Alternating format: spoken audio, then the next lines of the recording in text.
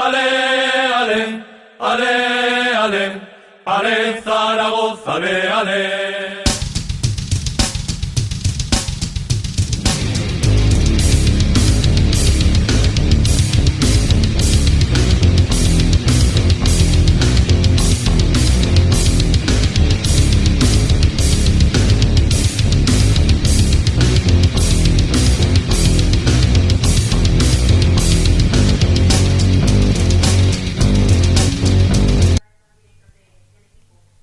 Sí, es verdad que al final, cuando vas viendo los partidos, siempre piensas que te beneficia un resultado u otro, pero al final dependemos del Real Zaragoza. Nosotros que tenemos que ganar partidos porque tenemos una cota de puntos que tenemos que mirar allá arriba y estamos en deuda con muchos puntos. Es verdad que hemos dado pasitos y es verdad que lo que dices tú, que jugamos lunes y que todo eso, pues bueno, te añade un poquito más de... Pero también es verdad que cuando empieza la semana, como las otras anteriores que hemos empezado viernes, también ganando. Es decir, ahora lo que nos interesa sobre todo es lo que he dicho, ¿no? Ser mentalmente muy fuerte, como hemos venido hasta ahora, saber y ser consciente, como está siendo el equipo, del compromiso que tiene y sobre todo lo más importante, el tema del respeto al rival, porque el rival, a pesar de la clasificación, es un rival muy compacto, de los más de la categoría, que deja muy pocas opciones en el aspecto ofensivo de los rivales.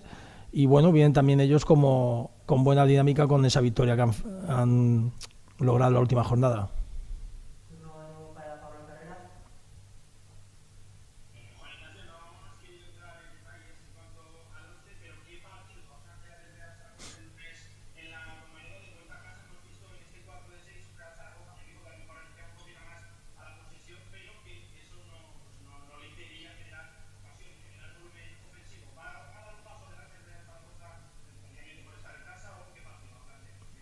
No, nosotros, como dije desde el primer día que llegué aquí, que íbamos a buscar a los rivales a su portería.